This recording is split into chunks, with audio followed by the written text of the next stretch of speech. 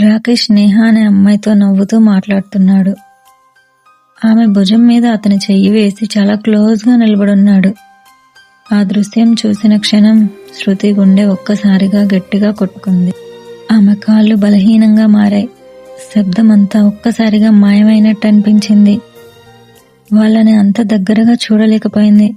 తల తిప్పుకుంది. కానీ ఆ దృశ్యం మాత్రం తన మనసులో బలంగా నాటుకుంది. ఫేర్వెల్ ప్రోగ్రాం మొదలైంది. నేహ, రాకేష్ ఇద్దరు కలిసి స్టేజ్ మీద పార్టిసిపేట్ చేశారు. అందరూ చప్పట్లు కొడుతున్నారు. శృతి కూడా చప్పట్లు కొట్టింది. కానీ చేతులు వణికే. లోపల మనసు కుంగిపోతుంది. పైకి నవ్వుతూ ఉన్నా లోపల కన్నీళ్లు ఆగడం లేదు.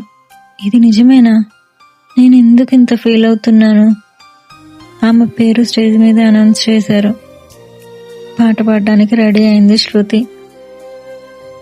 మీకు ఈ కంటెంట్ నచ్చితే ప్లీజ్ లైక్, షేర్, సబ్స్క్రైబ్. నీతో ఒక కథ.